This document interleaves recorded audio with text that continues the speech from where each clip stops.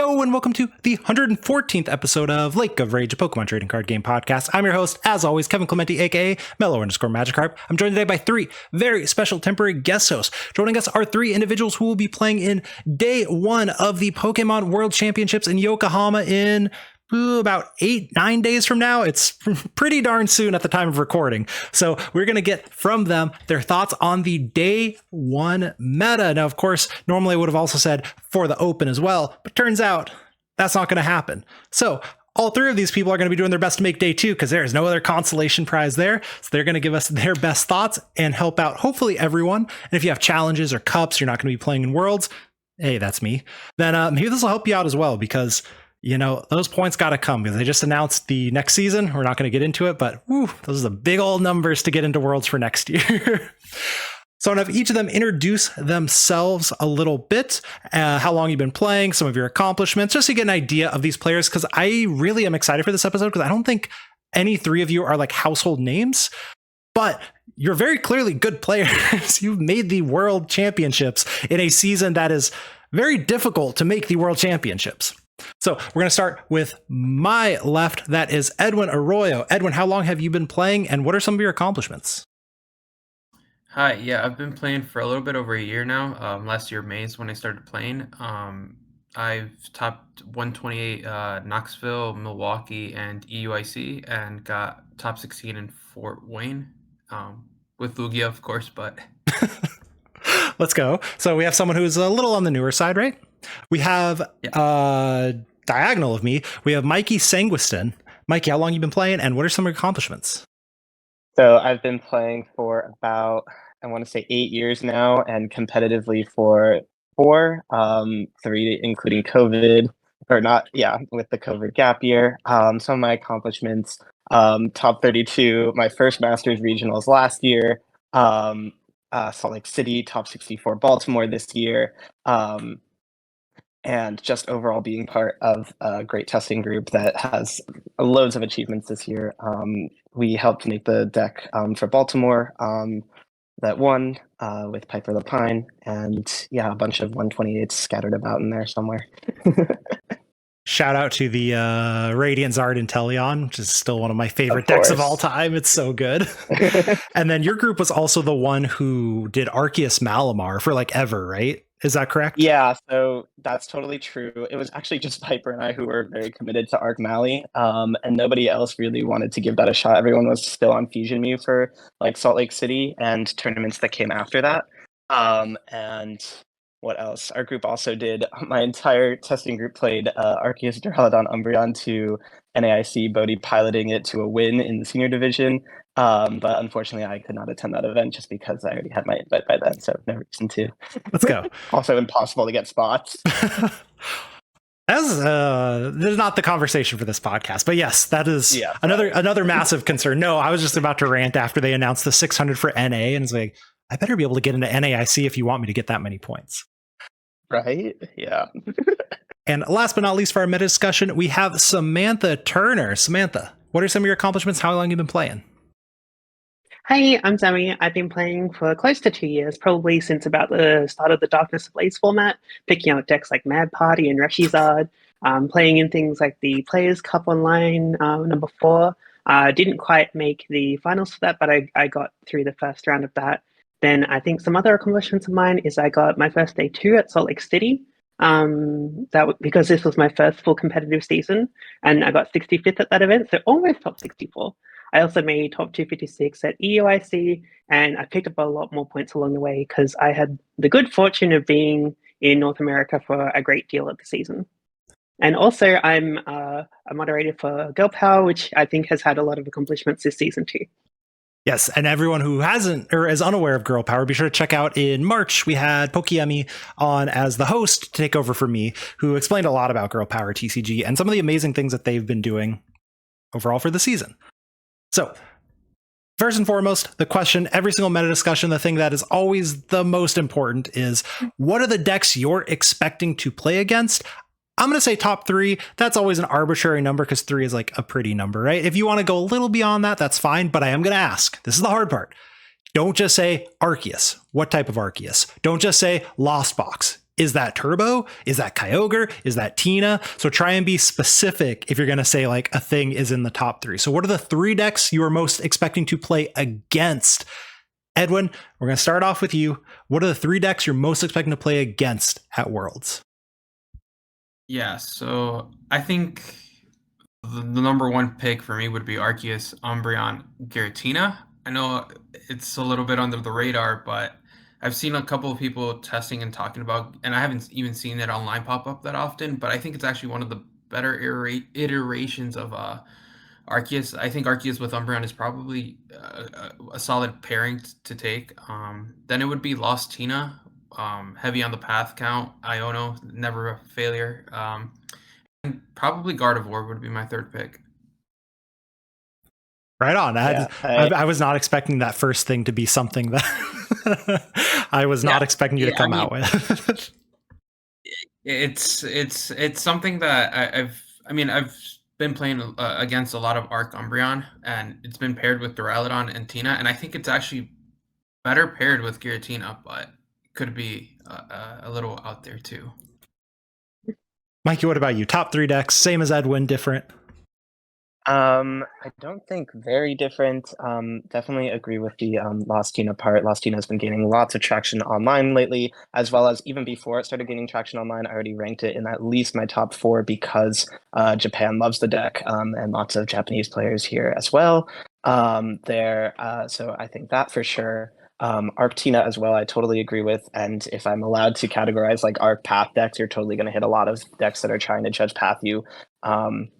So being prepared for that is really important. And also, it's a great way to kind of cheese wins against your opponent. If you think, oh, I'm a day 1 competitor, sure, I deserve my invite and I'm really good, but how do I beat these other top level players? Oh, Judge Path, they can be the best player in the world and sometimes just not draw out of that. Like that's not, they can't do anything about that. And I think I'll go with a different option for my 3rd pick, which is Lost Box. There's definitely been some debate in my group whether Lost Box or Guardy, which one will overtake in terms of popularity. I think Lost Box has been getting a lot more traction recently because it has such a good Tina matchup and because it has, not such a good, but a better than average Tina matchup and a better than average Guardy matchup. So because those are the other 2 decks that we've been talking about as some of the best, most popular picks, people will see that Lost Box is an also amazing pick. So yeah. I have to give a shout out real quick to the Arc Tina logic. That was the exact logic when I played it to NAIC. I was on Guardy for a while, right? And I'm playing it with a friend. And in the end, I was like, I can't beat Henry. I can't beat Tord in the Guardy mirror. But what I can do is judge Path them. So, Sammy, do you agree with Edwin or Mikey, or do you have a different meta prediction? I mostly agree. I think my first pick is also an Arceus deck. My testing group was calling it Arc, Umbreon, and Friend. That Friend could be Giratina, it could be Flying Pikachu, it could be Duraludon, but I think we all agree that the Umbreon package is very strong and gives you a lot of options into a lot of different decks, even if there's heavy path counts around because you've got the heavy Lost City counts to counter that. I think my second pick would also be Lost Tina because we have seen it on the rise.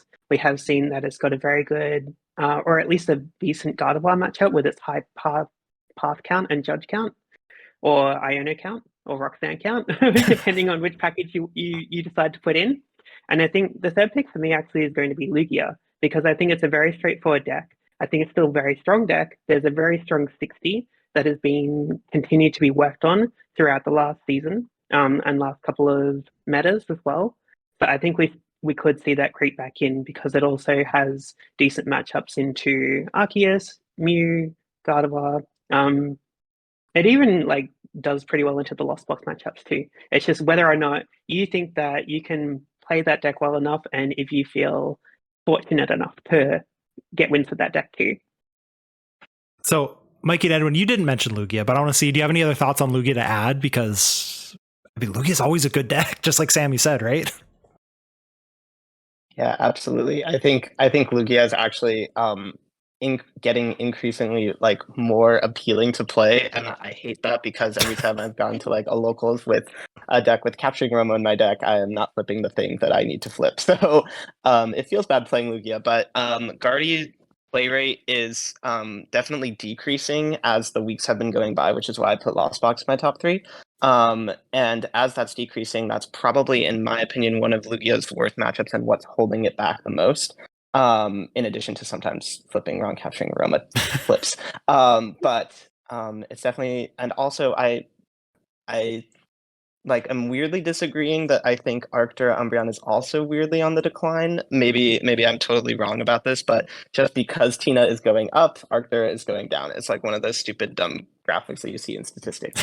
But I at least that's just my opinion of it, because I think Arc Path decks are becoming more popular because people are realizing ADU is good and Judge Path is the way to beat Lost Tina and Arc Umbreon. So yeah, I think that Lugia is well positioned in terms of being able to be taking advantage of two bad matchups declining. But again, you have to overcome that Judge Path, which can be really hard.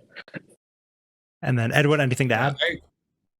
Yeah, I agree. Lugia is very strong, and I mean, every time I've tried the deck, I've just had no fun. I'd rather play something like Lost Box or Gardevoir. Like, I feel like Lugia takes a lot of the skill out of like the player to display. Like, if you're a player that likes to display skill and like, there's nothing wrong if you're playing Lugia as well. I'm not saying like you can't display skill, because there is micro decisions like sequencing that you need to do like perfectly with Lugia to be rewarded with it. But I think a lot of people might play Lugia because it's a safe pick. It finishes games really fast. You know right away if you miss the V-Star, you can just scoop it up, go to the next game.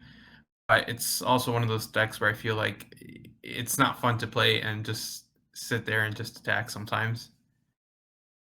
The finishing games is something too that anyone who's listening and did not listen to our re-release of the episode with Mike Fouché and Charlie Lockyer, go back and listen to that one for the world's day one structure and tips and stuff like that, because tie is almost a double game loss in day one. So that whole finishing a game that all three of them have mentioned so far is really important, like really, really important. So I don't want to undersell that, but I don't want to explain it since it's already been explained, a few times, right? Arceus. So you all mentioned Arceus, and you all mentioned Arceus with stuff, whether it's Arceus, Umbreon, and Friend, whether it's just Arc Tina, whether it's both of those together. Arc Umbreon Tina just sounds like I took the two best cards and smushed them together. That works like most of the time. Anyway, I want to know, how do you beat Arceus? I know it's a little bit of a maybe stranger question. Is it like, are there techs that exist? Are there certain decks that like these decks take a better Arceus matchup? Are there things in the mirror match you can do? And as always, no leaks. If you have the broken tech, I don't know how you possibly found it. Good for you. But if you have the broken tech, you can keep that under wraps right now, and that's totally fine. But just in general, how do you beat Arceus decks? Do you have to play an entirely different deck, or are there techs that you can play? Mikey, let's start with you for this one. How do you beat Arceus things? Yeah, for sure. So I think the number one choice would definitely be Tina. Partly why it's on the rise is because of the popularity of Arc variants. You can literally, against most matchups, you can literally sit there in Abyss Seeking. You get to add 2 cards to your Lost Zone. You get to see 2 new cards. You get to set up your Tinas. It's perfect. It's the perfect way of dealing with it. Literally, Arctura Umbreon needs to hit Alakazam Hawlucha Choice Belt and just DTE so many things just to be able to kill your Tina. And even then, they have to be playing the Hawlucha with which Ian Robb did cut. What else? I think a couple cool tech cards you can play in Guardy can help. Keeping the reversal energy in is always good for the Arc matchup. Adding in Skyseal Stone is pretty good in terms of beating Arctura Umbreon. You essentially only need to take 2 knockouts at least in game 1, which is very appealing because they're never Ionoing you to less than 4 cards, which is also very good. Although in testing, it just feels a little inconsistent having that Skyseal Stone. If you look at the top 64 players from NAIC, there were 0 Skyseal Stones, and I think there was pretty good reason for that. Anything else I can think of that just straight up beats Arc? I wish I had a better answer other than like Judge Path, because like genuinely a lot of that is why Arc is on the rise right now, because there aren't a lot of very hard counters other than picking a deck or playing like a mirror with Judge Path. So yeah. Sammy, what about you? What are your thoughts on, do you have to play an entirely new deck to beat Arceus? Are there any cool techs? Yeah, I think like what Mike was saying, like you just need to hit 280. If you can hit 280, then you're going to be clearing out a lot of what the Arctics are doing. The Arceus, if they play Tina as well. So Tina itself in the Lost Box deck is very good against that, because you've also got the Star Requiem to take out the VMAX if you need to, if any VMAXs come out. And we've seen, at least in our testing, that Lostina is very fast into other Arceus decks. It can also disrupt them. And when Arceus decks just have to top deck, they're pretty much out of luck once they've used their Stardust. I think some other things as well, like you were saying with Gardevoir. I was playing at a cup recently. I got top 4 with Gardevoir, and I was playing a Sky Seal Stone. And when I was playing against Arceus, I was able to go 1, 2, 3. If they played something like a Barrel down, I was able to get that with Cresselia sometimes. Or a Squirvet as well is very easy to get with Cresselia. You take out their Arceus, and then you take out another Arceus or a Tina with the Sky Seal Stone, and you're done.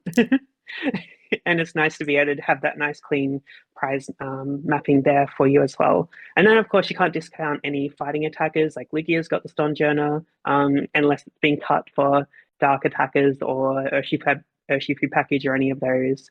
And I think you've also got to think about things like Chien-Pao that just have the ability to blow up whatever's in front of them. Edwin, I'm going to go a slightly opposite direction for your question. Are there any decks that you are saying you're eliminating? And maybe it's like eliminating as in like in this current, like what I believe the meta is going to be. You're like, there's too much Arceus to play this deck in the format. Or do you think everything has a way to beat Arceus? So is there anything that you've been like, I can't play this because there's too much Arceus? It's weird, right? Because I think Chien-Pao is one of those decks where if you get Judge Path, it's really hard to come back against Arceus decks. But it's also very good against everything else. And I feel like Arceus just takes 50-50s or better across the board. So it's really hard to not play something like that. But Mew Genesect could be another one too, with a lot of decks are not dropping the either Drapion or the Spiritomb. I've seen more of the Spiritomb, but I've seen Arc Tina variant not dropping it, which if I'm a Mew player, I'd be pretty scared about that. Right on. So a couple of mentions of Chien-Pao, actually. So let's go ahead and jump into that one real quick, because I mentioned this in the preview. It seems like when you talk to people who are competing or in testing groups that are competing, everyone's kind of like, don't tell anyone, but Chien-Pao's really good right now.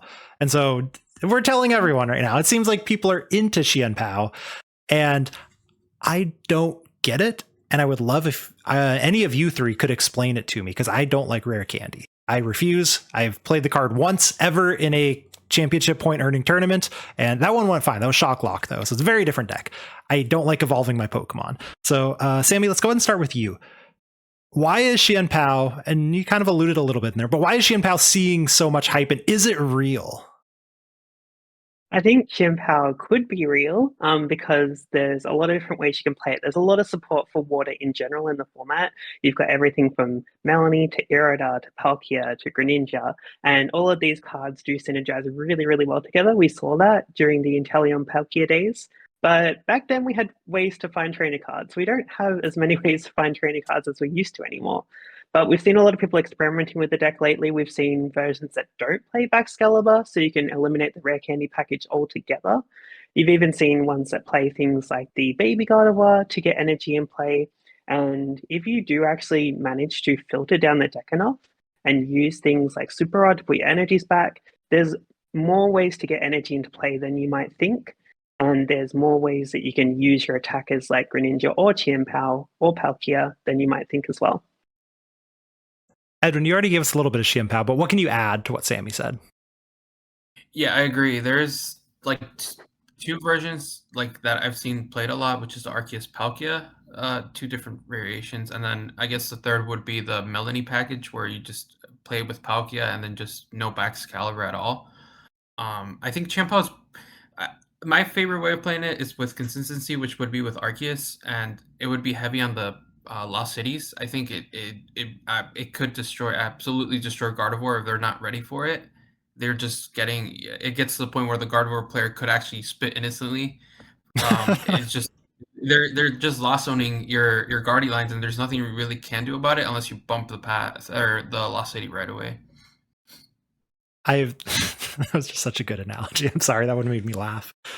All right, we're gonna take a Fantina into our Guardy deck for the Lost City. Let's go. The spice. Mikey, what do you say about Chien-Pao? Is it real? Is it not?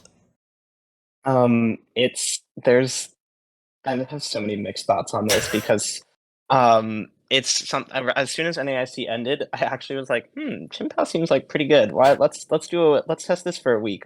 And then after like 2 days, I was like, no, my sleeves are better used somewhere else. We're gonna put it on a different deck. So I mean maybe I was playing it wrong. I was playing it with Lost Cities before, and then my friends were like, Pokestop is the correct way to play it. I'm like, I hate that card, but sure. And tried that. It didn't feel much better.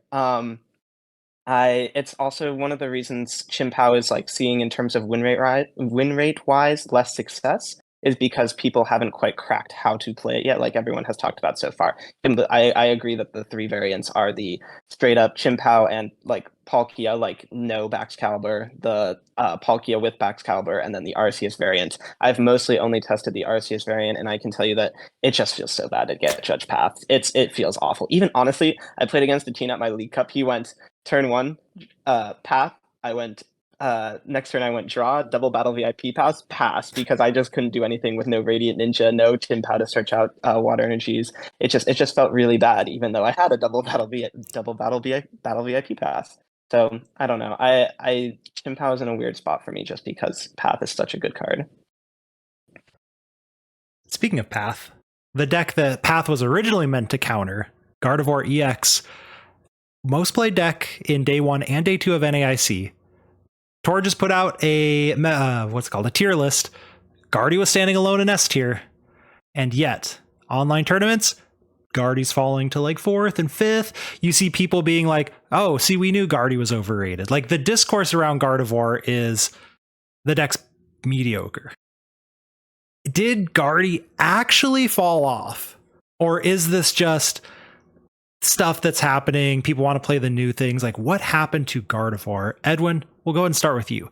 Is Guardy falling off, or is it still a top deck and people are just not playing it? I think it's a little bit on the older side of decks in this current format. I feel like a lot of people have just started testing new things and figuring out like Lostina is fine. Like people are coming around that Lostina is actually a pretty good deck. And they're just trying different things, but I still think Gardevoir is probably one of the best decks in the format. If not, the meta is still centered around it, right? Like decks cannot exist without beating Gardevoir. And I think it's going to be one of those decks where it's going to come back to top 3 in Worlds, and it's just a matter of like, can it perform? Mike, what are your thoughts?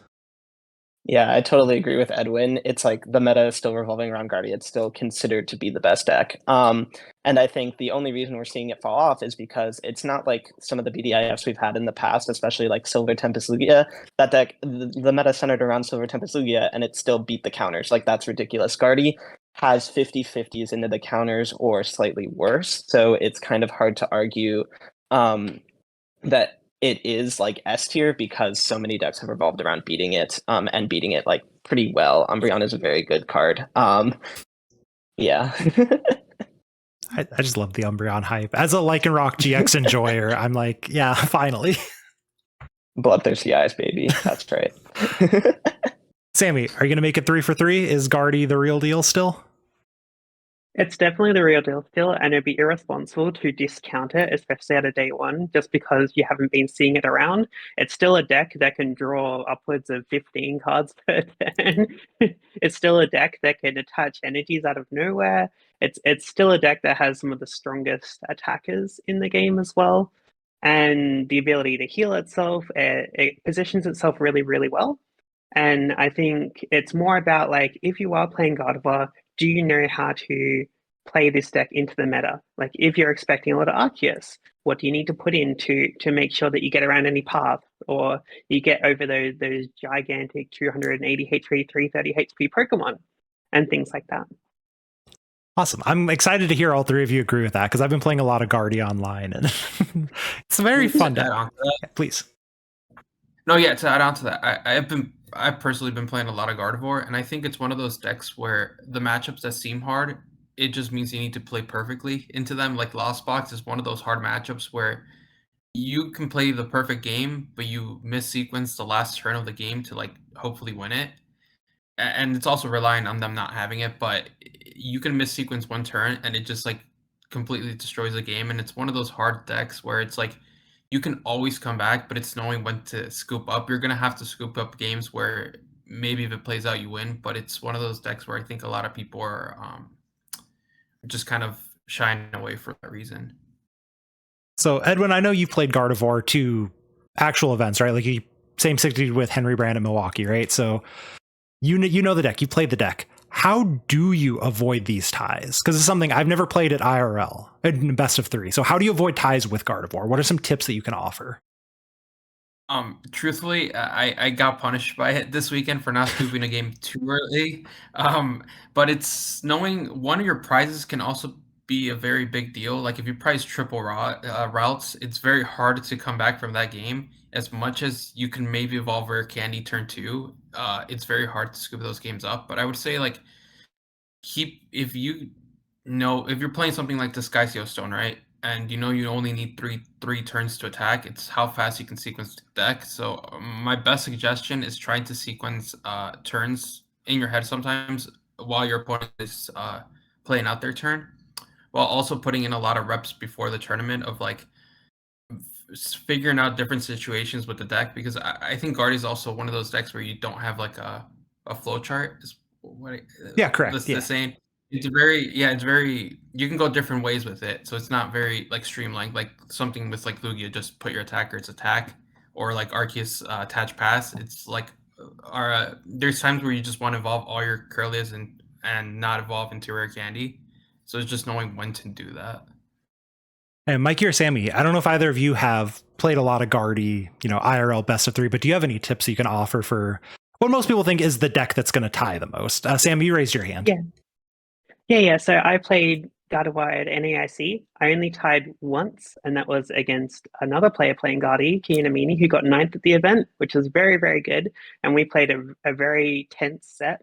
But for all my other matchups, I think it was like agreeing with Edwin, just like trying to get your board set up in the ideal way for each matchup.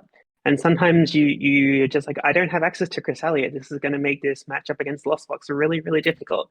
Or I don't have access to 3 of my energy, and I might need those to be able to knock out a VMAX and things like that. So it's really knowing what your prize mapping is going to be for that match as the match develops. And if you see, okay, I think we've got, let's see, half an hour left, I might just see if I can play out the other 2 games. And it's really your experience as a player and your experience playing the deck to know those situations and pick up on that. Beautiful. So Guardy players, that's the stuff you need to be practicing not to tie, because I tell you, this is for all 3 of you too, I guess, but round 1, you do not want to tie. Been there. It feels really bad. Because I've also been there. Yeah, it feels bad at a regional. It feels really bad at Worlds, because now it's like, oh, this round 2, this person's not going to take a gentleman's agreement either, and don't recommend. Next deck, we've kind of talked a little bit about it, so maybe we don't have a whole lot to add to it, but you have to mention Lost Zone Giratina, like very purposely, because my goodness, this deck has come out of nowhere. It really was. Oh, those Japanese players with their stupid decks that don't do anything, into suddenly, oh, they were right. This deck's really good. So, Mikey, can you start us off? Is Tina going to see like this level of play that it's looking at online, which is, the most popular deck by a decent margin? Is it that good? Or is it kind of like, it's a flash in the pan right now, but it is a good deck? Like, where does Lost Zone Tina truly sit as far as a deck for day 1 of Worlds? Yeah, I touched on this a little earlier in terms of like, oh, now American players are getting hooked on the already popular like Japanese player #1 pick. So now it's just going to go up from here, man. We didn't even see it in the statistic, like we didn't even see it in like the NAIC like top like 6 decks or whatever, which was crazy. I wasn't even expecting that. Like Chien-Pao overtook it, which is crazy.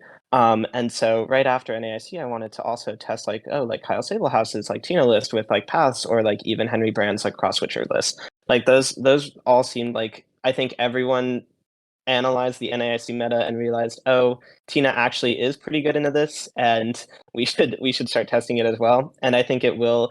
I don't think online is cope for Tina specifically. I think there's online cope for Chien-Pao. I don't think there's online cope for Tina. It takes a great arc matchup, like we talked about. It plays some of the 3 most broken cards in the format: Iono, Path, and Sableye. Like those are 3 very good cards to play in one deck. And just being able to obviously hit that 280 number and one shot any VMAX is just, the potential there is limitless. The only problem is that sometimes you dead draw, like you're pathing yourself, you can't use Radiant Ninja.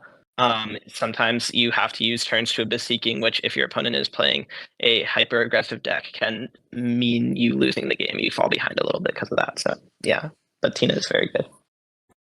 Sammy, can you add anything to Lost Zone Tina? I don't know how much you've played it versus other decks. Yeah, I've definitely been testing it, and Agri's been testing it because I think we pick up on a lot of the same things. What I wanted to say is, I think that its ability to use Roxanne is one of its biggest threats. The fact that it can go behind even when you're Abyss Seeking and things like that to build up your Lost Zone, and that then it can just flip the table over completely, say, now you have no cards, I have everything I need, I'm going to try and close out this game all of a sudden is very powerful.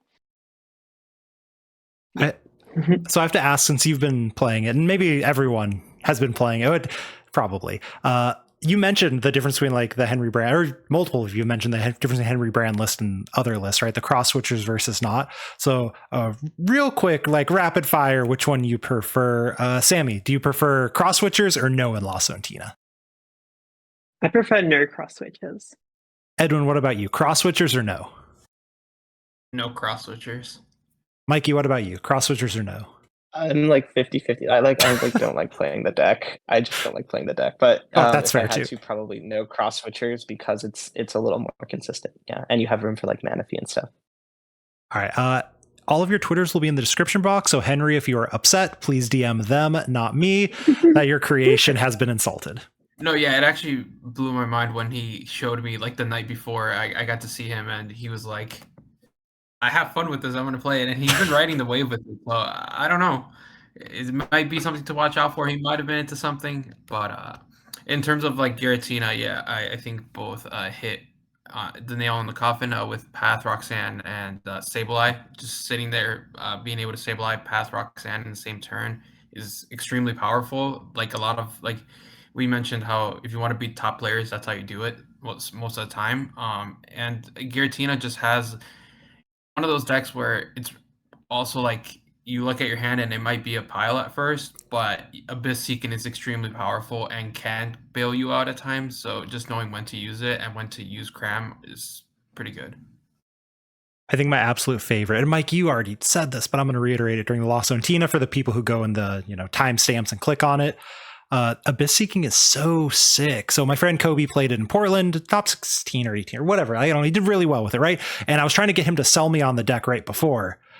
And that was the very first thing he said. Is like, oh, Arceus is literally free because you just use Abyss Seeking on turn 1. They can't knock you out. And then you always knock them out in return because you now have 7 in your Lost Zone like every single time. And all of you have mentioned Abyss Seeking is so good. And anyone out there who's struggling with Tina, sometimes you just Abyss Seeking and then you literally just win the game on the next turn. It's such a good attack. I love it. I'm not playing that deck. I wouldn't play that deck, but it's very fun. Before we get into the last couple decks and stuff, I think the most important meta discussion thing, all of you are going to be in Yokohama, or some of you already are in Yokohama right now. What is the thing besides playing in the tournament that you are most excited for that you have planned on this trip? So I think Edwin, will start with you. I forget who started on the last one. So Edwin, we'll start with you. What is the thing besides playing in the tournament that you are most excited for Worlds? I'm a big steak enthusiast, so Wagyu is my number one. Like, I want to go and try it in Japan, so that's probably my number one. Like, the food in general is just, I'm so excited. I love sushi as well, so besides like playing in the tournament, I think exploring the culture and like the food, that's like my number one thing to do. Have you picked out food places yet, or are you going to figure it out when you're there? We've been looking into it, but almost everything that we wanted to was booked already. So we're trying to figure out if we can find anything. Mikey, what about you? Thing besides the tournament?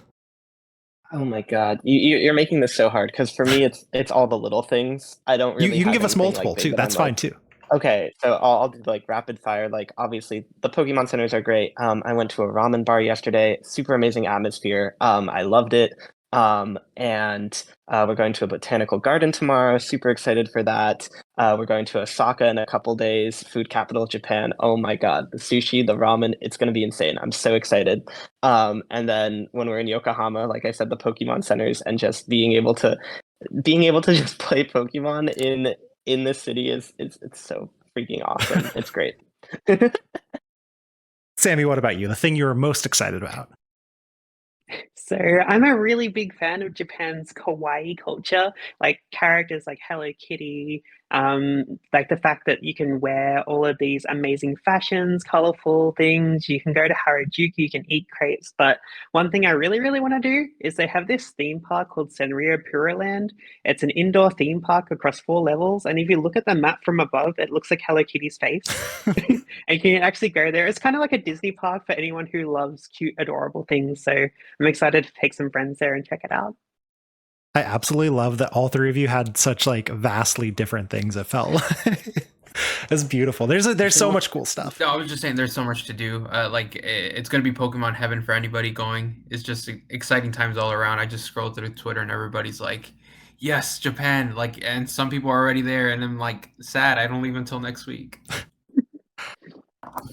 Piece of advice for anyone listening who maybe you haven't done anything, or I want to go off Edwin's, like everything's been booked so far.